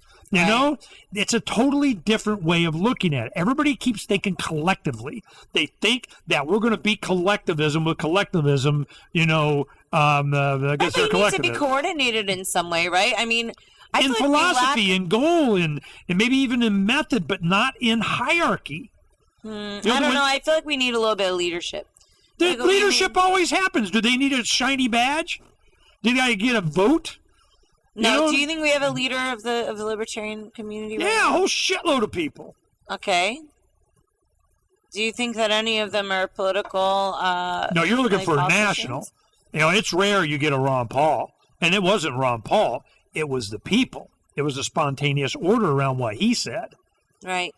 And he one of the few people in history that realizes people. that. Because he understood it. He inspired people in a way that you don't Because he understood that's what his power was. Right. And what did he do? He just said, stuff that everybody believed wanted to advocate what he said anyway. Our whole goal in the Levolution was not to get him elected. It wasn't about votes. I didn't vote. I didn't care. They keep trying to drag me in to do what they wanted me to do. I go, you guys don't understand. Talk to the hand. You don't leave me alone from the beginning. We had an early understanding since February of 2007. They understood what my role was. And I'm going, look, I am out here to do my best to keep you at that podium because they're going to try and take you down. My thing is keep you at that podium. Well, the precinct committee or the convention, you confuse me with somebody that gives a shit, okay? How long can we keep you at that podium? And we went, second to last. I mean, the go out, at the last one to go out in 8 and 12. I'm like, score. That was the freaking. He didn't win. I'm like, the hell he didn't. We won big time. He won my heart. So it cured Donna's apathy. A lot of this, it was Dr. Paul got her out. Isn't it so sad, like what happened with 2016 versus what happened in 2012?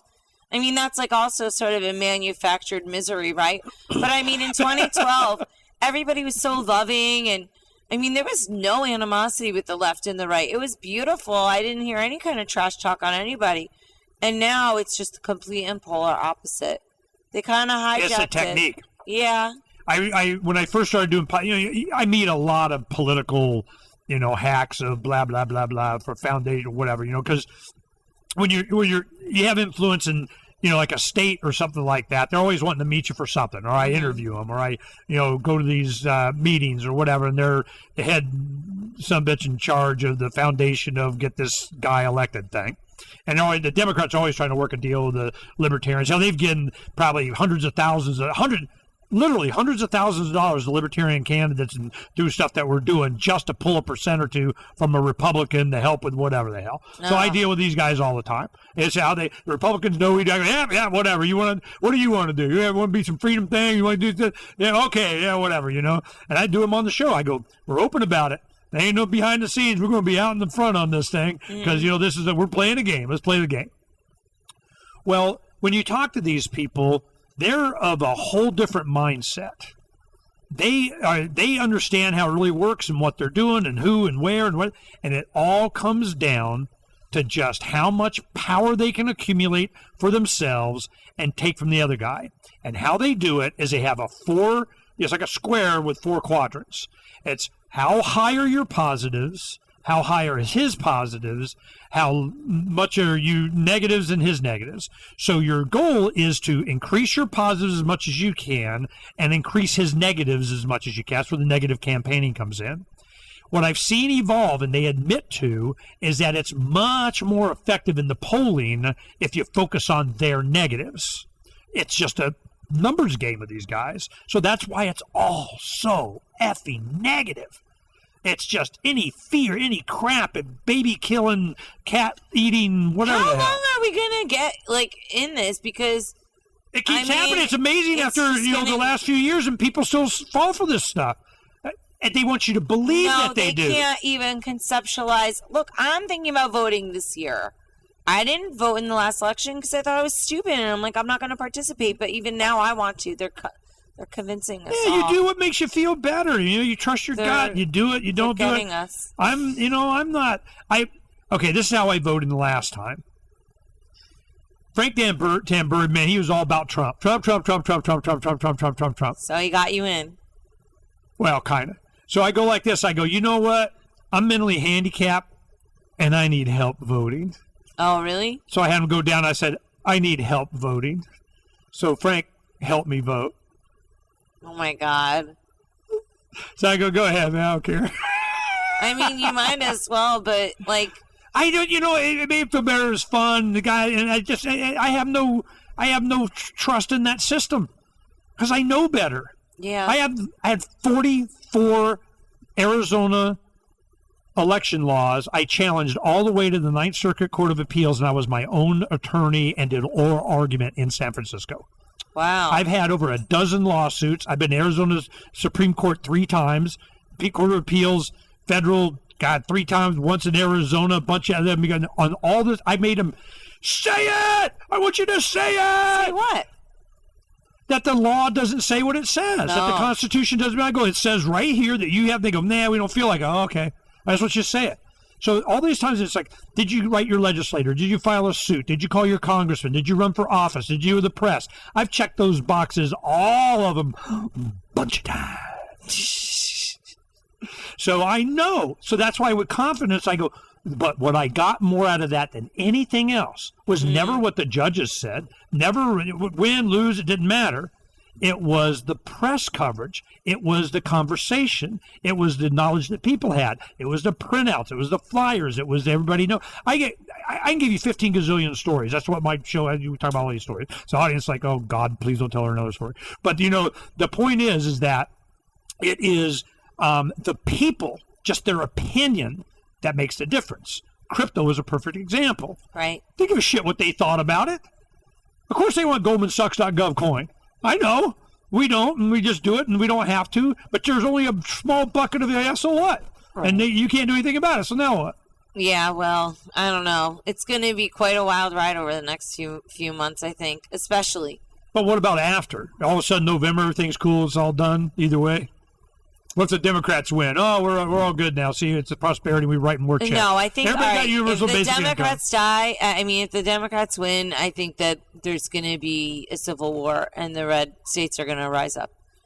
I think if he wins, there's going to be civil unrest for about a month, and then we're just going to listen to them complain and go psycho for another 4 years. Get more memes. I don't know where the end game is with all this because it seems to keep escalating worse and worse. Well, it's one thing. Are they only going to be happy if he's murdered in the streets? Because I think that would make them happy.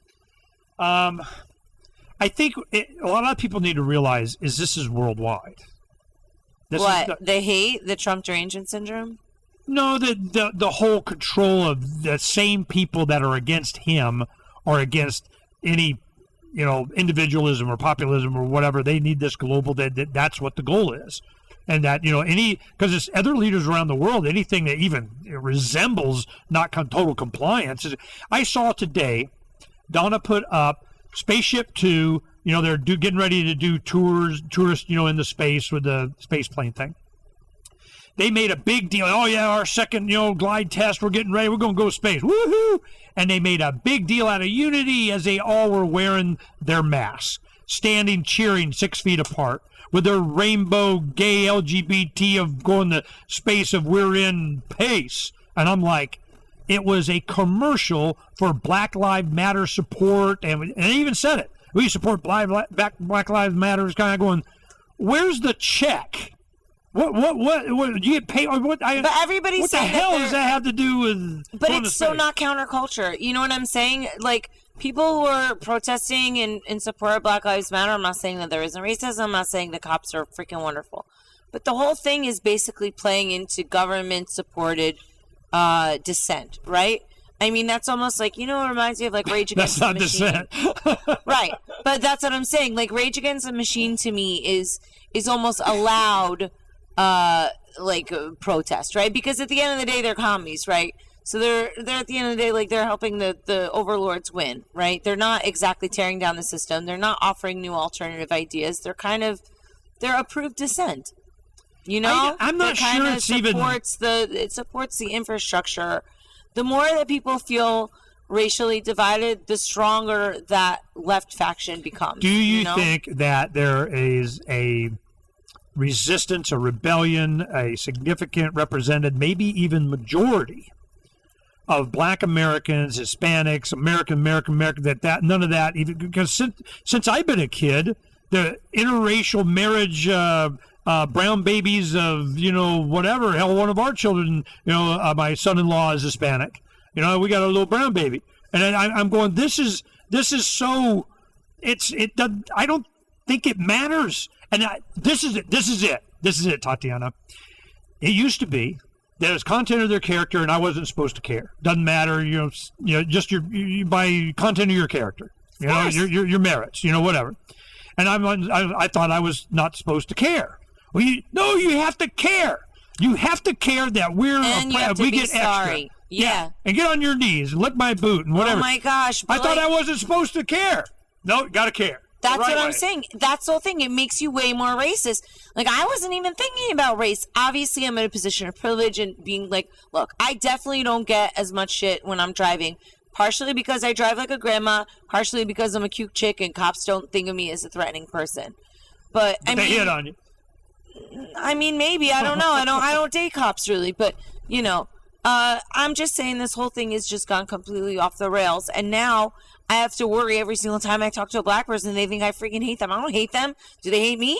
Like, what the hell is this nonsense? I think I live in New York and New Jersey. Like, everybody's freaking 17 different colors. Now all of a sudden I'm supposed to care and I want to be sensitive, but I can't even participate in that discussion about race because, I did a lot of, in my podcast, whatever, I want to talk about that stuff because I'm interested, right? How do you make people feel good and how do you have the best outcome and, all that stuff. But I don't even feel like I can have a place at the table because if I bring in statistics that are not along the lines of like, my statistics are racist. You know, it's like, I don't know if they are necessarily. I'd like to know where you get your statistics from. I don't deal in statistics. I think that they're somewhat important. Like, you have to have some kind of baseline facts about what you're talking about. No, it's just individuals in front of my face. Yes, of course, that's true. But if you're talking about, for example, the police problem, like, there are a lot of factors that go into that. For example, Ben Swan did a really great report about defunding the police. Well, if the city gets a majority of its, or a large portion of its budget from the police giving out stupid freaking tickets, why would they even have an incentive to defund the police? They're tax collectors. Why would they defund them? That's completely idiotic. So why even have that discussion? Because the city needs the police to be their stupid tax collectors. They need you to get a stupid fine for, smoking or walking incorrectly, definitely revenue comes from them doing this. Right, so that's the real reason why people are having bad interactions with cops, because cops are busting balls about stupid crap. I'm hoping it changes. I'm hoping the attitude changes. I wouldn't feel comfortable with Trump was like, yeah, I love cops, I love Central Town, I love military, I love government thugs with guns, and I love them. And I'm going, yeah, our big campaign, because I dealt with the police a lot, because we do a lot of things. I never asked permission. I'm just here to let you know what's up. I had like liaisons with the FBI and the Phoenix Police Department and the Sheriff's Department and so on, and Sheriff Joe and I were buds and everything. Whoa, Donna, yeah, that was a microphone. Where's your phone? It's okay. It's down here. No biggie. It's got a cushion on it. Yeah, she was. No, I wasn't. I got you guys' recording. We're good. Okay. So the law enforcement interaction that I had was not to, permission. That was never the case. Is I just wanted to make sure nobody had to die. We're going to do this. We understand the law here. We'll make sure you guys understand. No, we're not going to back down on it. No, we are going to do it. Don't freak out. Don't be stupid. 10 seconds of you being stupid make you famous. That kind of thing. So they had respect for, we weren't stupid. We didn't go around tearing down statues and stuff. But we get pretty creative. We posted notes on the surveillance cameras, and it was legal because it wasn't permanently defaced. That was part of the deal in the law. Oh, wow. They said permanently defaced, not permanently defaced. You just take the post-it off, but they couldn't get their revenue, Right. Well, I don't know. Lately, I find myself kind of wanting to be a little bit nicer to cops, which is a strange thing because I've always been kind of anti. Well, here's the thing, right? No, they didn't care about that. I'm just saying, like, if we're having a devolution of society, right, and people are kind of like, getting all violent and wild, we can get some of these cops on our side. I don't think all the cops that signed up were like, oh, I can't wait to, harass people. Well, that was what Oath Keepers are about. And, right. Kind of. I like those organizations. We want to help make sure. Well, we had Jack McLam was the original in the 80s in Phoenix, Arizona, officer friendly. That's where that came from. And it was because he refused. He got fired like 5 times. They got rehired because he refused to do their crafts. Long story. But it's we became good friends with him and had him tell his whole story on the show and everything. And but the government did not like that. They didn't want him to inspire people to uphold constitutional rights. They just want you to do whatever the hell it is they want you to do. That's why this whole thing is such a farce to me, because it's not about what cops are supposed to be doing. They could teach them, you can't have a chokehold.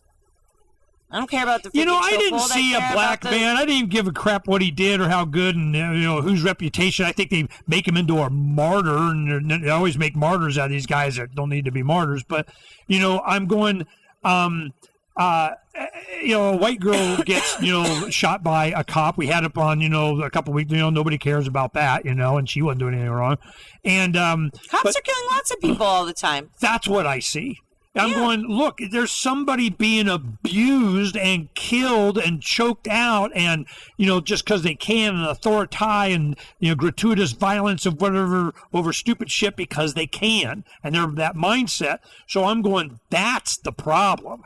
I didn't care. It's just, what the hell we thought tasers were for? I thought tasers were going to be cattle prodding everybody into submission or whatever, and we got to kill them. I thought we were supposed to not do. Then you get body cameras, and they're off. Well, an interesting thing about the body cameras is that they don't always show the full, the full story either. Even on the side of, I've always wanted to have the cameras, right? But sometimes they don't show the right thing. And if you're God, I can't believe I'm making these freaking arguments for the cops. But like, if you're a civilian, you might not understand some of the things that went into the decisions that the officer made. You know what I'm saying? Like, it's nothing is so black and white right now. You know, and I feel like if we don't offer a little bit of empathy for the person that is the cop, which, again, immoral profession, get a different job, blah, blah, blah, but they're not necessarily going to do that. So that's why I'm more interested in those Oath Keeper type organizations, because I'm not going to see, like, okay, if we could defund the police and now we've got all these private, you know, security forces and we've got Ancapistan in like available, okay, that's one thing. We don't have anything remotely close to that. So yeah, we could take our chances, burn it all down, and then maybe it could, you know, rise from the ashes into something positive. But I'm not so sure that that's going to happen. I think that people they're not mentally evolved enough to want the things that would be helpful. I'm hoping not literal ashes, but it wouldn't surprise me, you know. But the police, the mindset is what I'm looking. You know, there used to be a lot more officers that went into law enforcement. That was because they wanted to help people. They're more empathetic. I know. I think that there are. It sucks to be a cop that was nice. They're beaten out of the system. I know. That's Those also are not bad. the ones that are there. Correct. You know, and then when you get a city count, they just want a police arm. And it happened in Arizona. It was called, there was a Iraq veterans. You know, this is like, it's always, they bring in the veterans, you just do your orders and here's your M4 and go get some. And it was a union for the firemen and the police, and they called it Guns and Hoses. And that was their union thing. And it was when you see these political signs endorsed by the firefighters, you know what that means? That means they're on 24 off 72 or some crap like that, and they're putting up your signs. That's what you want, the fireman endorsement. That you got, you know, strong, I've been lifting barbell, putting signs up guy, you know? So it's just how it works. So what do they get? 8% increase in salary, Taj Mahal, fire club with jacuzzi and gay brothel of whatever the hell. I mean, you know, they get whatever the hell they want. Well, it depends on the town. You never know. But the thing is that I've seen it. I know these people. You know, the guy who was head of the treasury was a fireman and head of the treasury, a guy named Billy Shields. You know, in Phoenix, I knew him for decades. You know what happened? His daughter grew up and became a Politico and then got caught in some corruption sting of campaign embezzle of blah, blah, blah, blah, blah, which is the stuff where she learned that. You know, so I'm just going, this is how it is. So I don't look at these people that have these sociopathic control tendencies to be my salvation or even create and have the shiny badge that those people are attracted to. I'm much more productive, I think, of people being inspired to know what the proper role of government is and have a desire to serve. And I think with the Trump thing, there was a lot of people, their desire to serve was to serve his campaign by voting for him. Right. And what they're doing now. But remember in 2016, how many Trump and Hillary stickers did you see on cars? I didn't see it. In Arizona, there wasn't either. You know, I don't know. I don't recall. There wasn't no Ron Paul Evolution signs. I guarantee you that. No. They weren't homemade. You didn't see them on everybody's car or house and flag or whatever. But for this time, I'm starting to see a little bit more. I'm not seeing a lot more Trump? Yeah. Oh, people love Trump. I'm surprised. I'm not seeing any Biden. I mean. No, well, Biden is a complete joke. I mean, he's intentionally, man. That's like a plan. That's got to be a plan. It has to be. I mean, the guy can't even put a sentence together. He has a campaign ad, and the first 5 words, one of them is completely wrong. Something like "I are able to communicate," like some kind of just literally the wrong words. That word has no belonging in that sentence, and they put it out because you know that was the best one out of like 70 takes. You know, right? Like, because they had to get one where he was just saying it straight, but he still couldn't do it. He actually said words that were individually no, like a sentence that was completely incorrect sentence structure wise. Like a word was just not the word. I mean, so I don't know. Are they just putting him in to make him lose? So when we're going to hear your Trump song? Oh, I don't have a Trump song. Why? I don't care about Trump. I did his inaugural. I did the some kind of like what do they call it? The deplorable ball in D.C. when he won, and I took a lot of time thinking about whether or not I should play that gig, because I was like, well, I'm not a Trumper really, but then I thought, you know what, these people, they need the message of freedom more than anybody. Yeah. And you know what, everybody there was awesome. There wasn't any kind of wild behavior. It wasn't some kind of KKK, nothing. Everything was cool. Yeah, no, I went nice. to because Dr. Frank would always go to the Phoenix things, so he's really popular in Phoenix. And he'd go there and get all kinds of Trump stuff. He got his Trump coloring book on the back on Fox News, waving it up behind Trump. And, because when guests come in, we'd have colored pencils. They'd color in some page of him being Mel from, Firefly or some crap like that. It's just, Saturday Night Fever page I did or some crap, So he gets that on. So he's ODing on Trump. Well, there was one that he couldn't make it. He has a practice in Seattle too, so he had to go up there. Yeah, I want to hear about that. So he goes up there, and I go, I'll cover it. I'll interview people in line. I'll go early because my son wanted to go, and he brought my 10-year-old granddaughter. Okay? Why did he want to go? Your son, is he a Trump guy? Trump, QAnon kind of conspiracy, a freaking scumbag, Illumina. Do you like, man. QAnon? I don't think I'm not a QAnon. What it mean? Whatever. Oh. I've covered. I'll tell you what it is in about 30 seconds. Skip to the end. But so I went and I interviewed guys. Why they were there. A lot of them were Democrats. A lot of them were older, middle-aged guys, just, workers that just felt totally abandoned. They'd gone totally SJW. They don't feel at home in the Democratic Party anymore. They know that's not about them. America, and I used to, whatever, and a flag, okay? Mm-hmm. So you could see it was kind of black, Hispanic. That race thing is bullshit. Totally. That doesn't have anything to do with nothing, So... So they have all these blacks going around, blacks for Trump, everybody screaming, high-fiving, it's a party, okay? Helicopter 1 comes in, and it was out in the East Valley at what used to be Williams Air Force Base. And so Air Force 1 goes into Sky Harbor, and then they come out to this air base probably 30, 40 miles away. So they land. People have been out there for hours. I was in line at like 2 in the afternoon. My son and granddaughter come. We're sitting there walking. We go in, all that kind of stuff. It's a show. Oh, yeah. And the people just and I got the impression, and everybody hated the freaking media. Oh, they do. It's great. He loves when they turn on. Yeah, they turned off the lights. Boo! It's just the media know they are hated so much there, and that's one of the motivators for them to go. We're going to get us some Trump because they hate being at his rallies. But it's a little bit dangerous for the president to be deeming which news is real and not, because that's thinks of propaganda. I know, right? some stuff is pretty freaking obvious. Man. Oh, I completely agree. I love the term fake news. Well, Tim Picciott was the one that first coined that. He did before Trump. He was one of Trump's biggest Facebook 60,000 overnight, couple week following super stud. On all that crap. But then after he got elected, started doing Federal Reserve and Warstead. Never mind. He was one with Frank, man. He was all franked up, and I just but I mean, look, if he cares about the fake news, then why isn't he letting Assange out? Give me a break, poor Assange. I know. There's a lot of because I think that's why he could be got to deal with the Central Intelligence, with the intelligence community. This is a QAnon. Who has a deal? Trump does or Assange? Oh, he's been butt kissing CIA from the beginning. Who has? Trump. He's like, I thought the CIA. Yeah, he would go to their thing. I love all the. Oh yeah. He's probably changing out people. He wants them on his side. He won't be against them. I mean, he's trying to, whatever he's going to do. Just like with the FBI and Comey and all that stuff.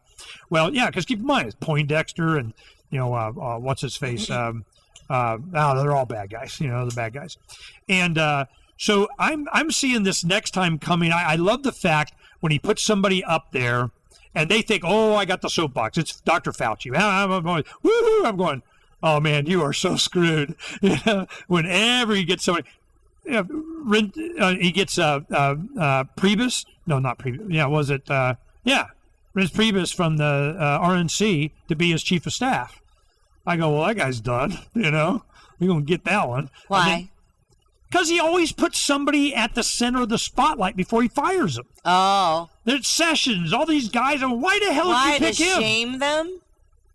That's kind of how it's working out so far. Man, he's a wacky kind of guy. Like, he is kind of smart in a weird way. Yeah, no, he's an apprentice, man. I'm watching The Apprentice in the presidential office. I never saw The Apprentice. You're fired. Never cared about him, but that's pretty hilarious. And you're fired. No, who's next? Who wants to be fired? Who wants to go up on the podium? No, not me. All right, wait. So tell me what's your Q analysis? I got 30 seconds of Q. I'll give you, and then we'll finish with that. You'll get sign up and say whatever you want. We'll end this because it's been an hour and we got to go party. All right. It's true, we do. QAnon. Yeah, this was holding up my party in here. We just had a little party. So this is how I get it. I've interviewed some of the guys, and they're hard to get the interview. You talk to them. I know guys, they get the QAnon tweets. They dissect them. They got all these different guys, decoding, all blah, blah, blah. The narrative goes like this, that they picked Trump because he wants to save America. Okay, he's doing the Butler Schaefer thing, war is a racket, and, yada, yada, yada, yada. You want to save America, I go save America. After he got inaugurated, when he was in Trump Tower, that's when one of the admirals of the NSA came and said, they're surveilling everything inside. That's when he moved to Mar-a-Lago. Right. They're going, look, they know they've been doing this. That's where all this Russiagate came, and Obama and the Pfizer and all this kind of. So they've been, this is bad. This is, Central America kind of crap, Right. So I'm going, okay. So then that starts to come out. Now they distract with all these riots when Hillary and Obama and Biden should be in jail. Right. Well, didn't they just have the Hillary trial? Isn't that the whole thing why all these riots were going on? Yeah, no, everything's to blank. I mean, I've seen this gazillion times. I always go like this to the audience. I go, it's time to check your six. Look behind it. What's going on that's not being reported? So we put a lot of that stuff on Freedom's Phoenix. So anyway, so the QAnon thing is the White House, NSA, military intelligence, whatever, if there is such a thing, that wanted to save America, and they knew that the takeover was coming during the Obama administration. When he came in, they had the intelligence. They knew what was coming. It's they, them, those of the foundation of, and this name and that name, and China, whatever. All the cells get triggered, and here we go. So when they do that, you go, okay, then what? Well, after he gets inaugurated, they had I guess within a year, I think, here comes a guy that starts making posts on 4chan or something where it's kind of one of those you can't take a downside, Right. So he goes up there and he says, I am Q, which is the highest clearance, I think, in the energy department or something, which is like the nuke guy. I mean, that's the old Q, right? So he comes on, he post some pictures and give some, pre-news on stuff that happened, so it's like, it could be Trump, he's inside. It's he's got some legitimacy, right?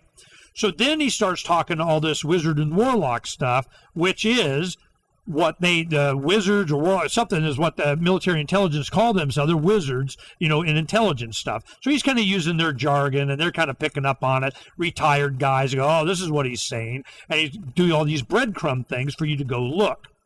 The reason is that they knew that they couldn't do a military coup if some of the Americans wouldn't accept it, especially with Obama and that just wouldn't go well.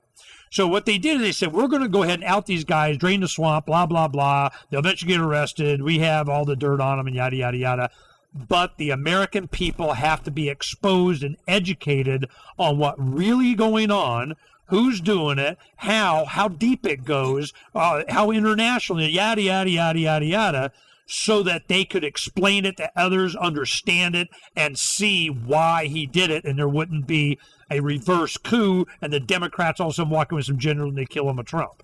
So the mindset is that this is part of a long-term plan, and that the QAnon thing is prepping America for what's really going on, drain the swamp thing, and to distract from that and to stop and pull that off and is what all this stuff is about. I don't know, man. I don't see a lot of these Q things coming true, though. No, I don't know. I don't look. I don't look either, but I don't think that they're all right. I mean, they've been talking about all the pedo rings that they're breaking up. You think that they're breaking up any pedo rings? There has been some.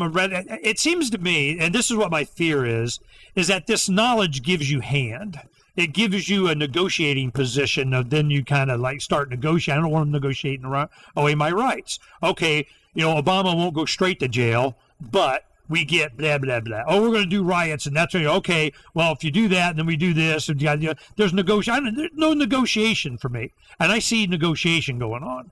I see this as high-level, international, gazillionaire negotiation of all these corporations just gave $1.7 million to Black Lives Matter of their woke. And they're on the list of whatever the hell. Right. I'm just, it's just all this political push-pull, Alice Shrugged, Ayn Rand crap, and I'm just, so it has to play out.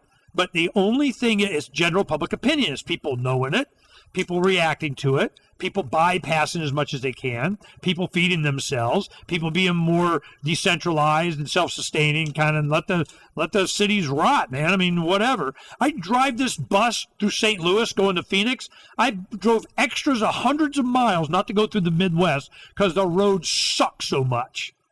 I'm going, are you freaking, you guys pay taxes, right? Yeah, it really is like Atlas Shrugged, right? It just, all the infrastructure is totally falling apart. New York is a joke. It's a filthy, dirty joke of a Trump city. wanted to do it. He was like, here, let's work on infrastructure. Hell no. No, the infrastructure looks really bad in this country. Well, what do this election cycle, go ahead and give your predictions. You think this, before we get done, just go ahead, this election cycle, you think we're looking at getting to July. It's going to be 4th of July. I think Trump's going to win. I hope he wins. I can't imagine if he doesn't. I think it would be a terrible, terrible thing. I think I'd be entertained more if he won. What? If he, well, no matter. It'll be entertaining. I think we'd be better off if he won. I think that there's going to be blood in the streets no matter what. Because the left is going bonkers. They're really like the left, like not even just the Democrats, but like that kind of globalist agenda is really what numbers strong. are you thinking? They're going crazy. Is it a vocal, violent, I got a baseball Negan bat, few that's out in the hinterland making it look and they getting TV coverage? Or do you think they represent a significant percentage? I think that a lot of people believe CNN and a lot of people are drinking the Kool-Aid that I know because I live in New York area, right? So it's people that are a little bit muppeted out, right? If you go down to Texas, they're a little bit more awake, but then they've got their own Kool-Aid brand that they're drinking. So I don't know what's going to happen, but I don't like how every time I try and have a civilized discussion with somebody, it just devolves really, really quickly. That doesn't seem very helpful. Well, that's not a discussion. You're Karening them. Not always. I don't think I'm Karening them. I mean, what's a Karen in that context, right? Like, if you know you're something telling them more, how they're supposed to do or what to think. I just try and plant splinters. I just try and give them little teeny weeny bits of information, and if I can get them to commit to even go look or search a term, it'll send them down the rabbit hole. If I can convince everybody to search a term, I win. It's called Plandemic Movie. a lot of people took issue with that movie. It was just the one lady, the Judy lady. You interviewed her, though. What did you think? Been interviewing her almost every week for 4.5 years. Really? Yeah. I didn't know that. Yeah, no. I know her very well. We did a free vaccine education summit in 2016 around her. We just did one in September that had her. So she's legit. You thought that her story about Fauci was true? Legit. Okay. Yeah, no. No, it's stipulated not cool. and in some ways, documented and whatever. Yeah, no, when they come out and they do the debunking thing and we have her come on, all right, they said this. What is that? She goes, let me tell you a story. And the second book that she just had come out is called Plague of Corruption. It defines all. See, a lot of this stuff she didn't know. She was just a scientist doing it. It's like she found out what they had in the blood supply was contaminated, then it was causing this chronic fatigue syndrome is what really kind of got her, and the HIV, all this other stuff. So she's one of the scientists that was working on all that stuff, and she goes, well, I can see what's going on. They through the vaccines and this blood supply, they kind of they're contaminating and people are giving, what the hell? She gives presentations, and she didn't understand that the bad guys understood what she uncovered.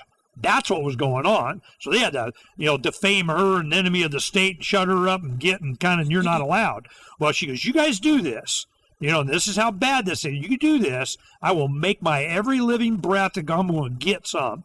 So then she wrote the book Plague about her arrest and so on with a father that was a science teacher. I think he used to be an attorney too, because I think it was his daughter got autism.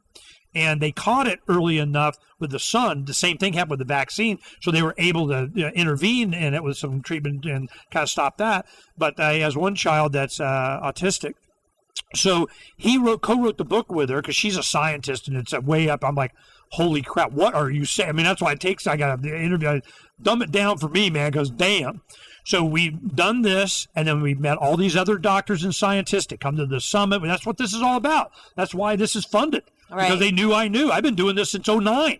We were, support first responders that say no to mandatory shots, and they were trying to H1N1 crap. I knew their game plan. I saw it. I experienced it, and I saw what their pushback is. These guys are serious about this. So I went, all right. So when we did that, she's been calling all of this, and then she wrote the book Plague of Corruption, which is about what she learned after she told the story of what happened to her. She didn't fully understand why. Why did what the hell is science? It's obvious. Because she realized it was a much bigger thing. Right. So Plague of Corruption is about that. And that was what the Plandemic movie was about, was her revealing all the stuff that she learned. All right. Movie is a little bit of a stretch, though. Wasn't it like a 20-minute video, or did I miss something? No, that's a trailer for it. So that's only like one of 5 parts or something. Oh, okay, cool. So where's the rest of the movie? It's still being produced. Oh, it was going to be, it was scheduled. They said it was scheduled to debut on London Real last night, but it wasn't ready. So they're going to do another week or 2. Okay, cool. I like the London Real stuff. What did you think of that David Icke interview? Yeah, no, you interview Ike, you might as well do Plandemic because you're screwed anyway. Oh, I love me some David Icke lately. I mean, I didn't know that I liked the Lizard Man, but in fact, he sounds sensible. That's what I'm saying. All the tinfoil hat people are winning. I know. This was my He's thing. right. I mean, his whole thing about fear. This is right. The thing that got me is at an Acapulco, and he goes, yeah, they told me, 4 hours, that's not enough to do it. I thought he was kidding. There was an intermission. I go, I'm going to be here for 4.5. Oh, my God. But it went by really fast. It was fun. But his whole thing, the theme that he had that year was, if you know the destination, you see the journey. Mm-hmm. And that just really rung true. I mean, if you know where they're going, you see all this stuff. That's when I go, it doesn't happen all at once, but it does happen overnight. Mm-hmm. And that's what I mean. A lot of people don't understand what I mean. I go, you can see it coming. You see the clouds. You see, and then all of a sudden, boom! You're in bed. It's 11 o'clock, and a thunderstorm hit. Right. Someday it's Monday, and it might be this Monday. Oof. Oh, would it be this That's Monday? what it's been like this whole year. It's like, okay, what now scary new news are we going to tell you about? And then you've got the a-holes with their freaking firecrackers, just making everything even worse. So then there's some guys out in the field who did the group photo, and then this big freaking firework. Oh my, because somebody has this somebody. No, well, they're doing it in New York now. They've like a chronic, it's like gone up. I don't know. There's so many cases right now, but it's scary because after all that looting and stuff, when you hear firecrackers going on at night, people are all aggravated and worried already. So I don't know. I hope they just cut the crap with that. You really should think about, just going somewhere more peaceful. Proof of Love has been brought to you by CryptoMediaHub.com, a boutique marketing and PR agency for Bitcoin and beyond.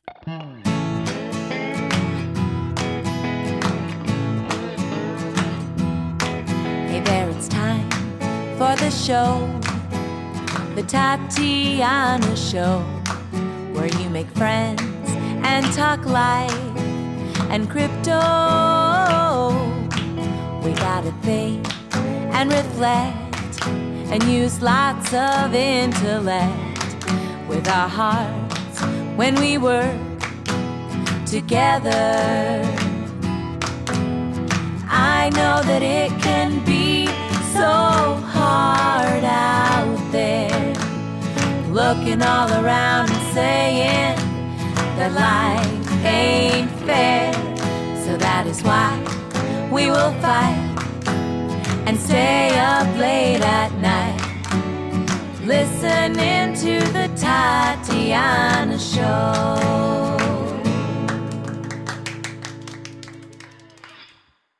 are listening to The Tatiana Show. This show may contain adult content, language, and humor and is intended for mature audiences. If that's not you, please stop listening. Nothing you hear on The Tatiana Show is intended as financial advice, legal advice, or really anything other than entertainment. Take everything you hear with a grain of salt.